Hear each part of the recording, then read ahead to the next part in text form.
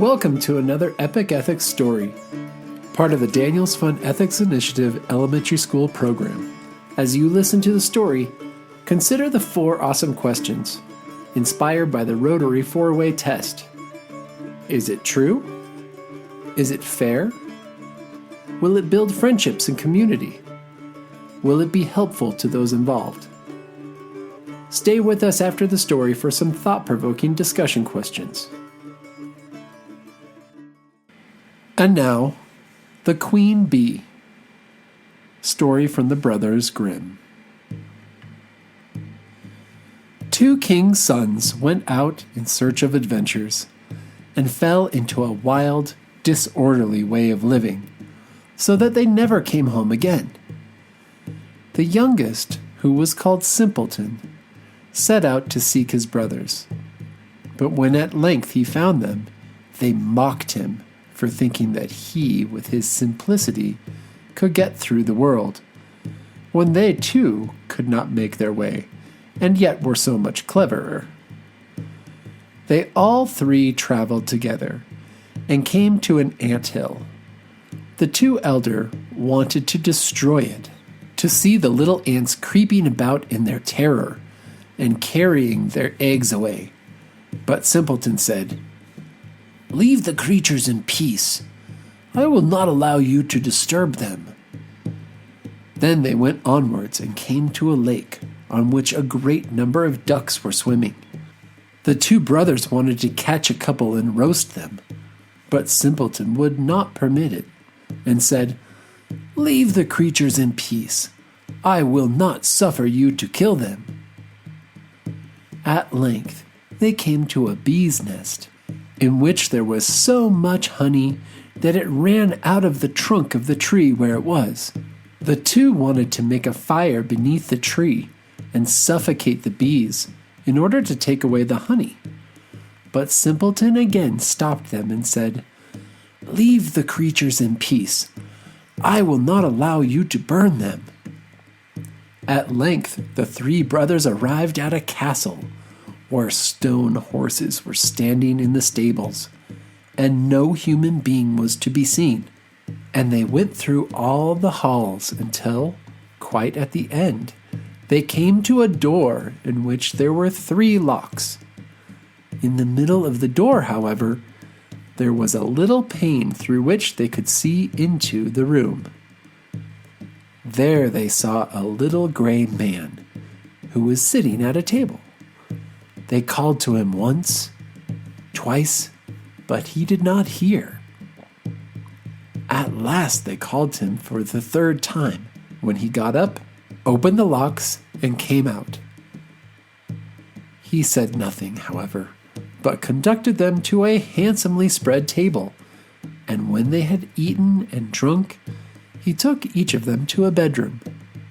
Next morning the little gray man came to the eldest, beckoned to him, and conducted him to a stone table, on which were inscribed 3 tasks, by the performance of which the castle would be delivered.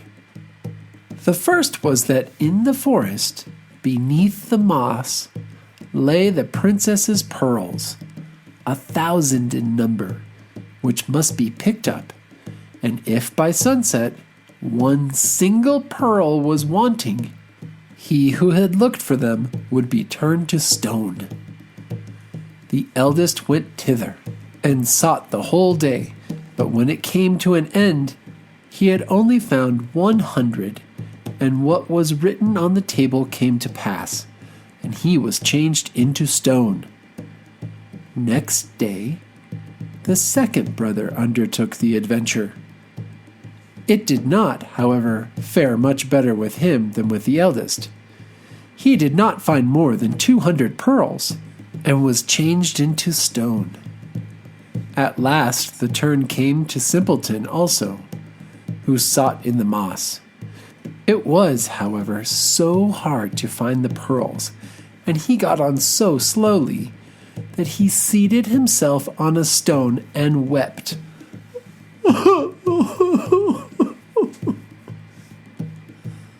And while he was thus sitting, the king of the ants, whose life he had once saved, came with 5,000 ants, and before long the little creatures had got all the pearls together and laid them in a heap. The second task, however, was to fetch out of the lake the key of the king's daughter's bedchambers. When Simpleton came to the lake, the ducks which he had saved swam up to him, dived down, and brought the key out of the water. But the third task was most difficult. From amongst the 3 sleeping daughters of the king was the youngest and dearest to be sought out. They, however, resembled each other exactly, and were only to be distinguished by their having eaten different sweetmeats before they fell asleep. The eldest, a bit of sugar, the second, a little syrup, and the youngest, a spoonful of honey. Then the queen of the bees, which Simpleton had protected from the fire, came and tasted the lips of all 3, and at last she remained sitting on the mouth which had eaten honey, and thus the king's son recognized the right princess. Then the enchantment was at an end. Everything was released from sleep, and those who had been turned to stone received once more their natural forms. Simpleton married the youngest and sweetest princess, and after her father's death became the king, and his 2 brothers received the other 2 sisters. The end. Discussion questions. Why do you think Simpleton protected the ants, ducks, and bees? Why do you think people choose to destroy anthills, smash bugs, and kill spiders? Why did the ants, ducks, and bees decide to help Simpleton?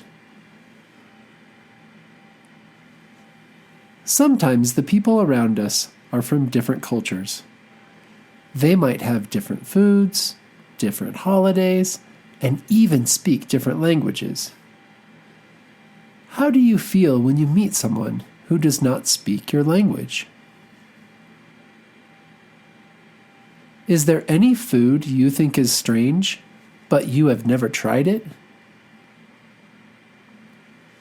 What can you do to understand someone's differences better?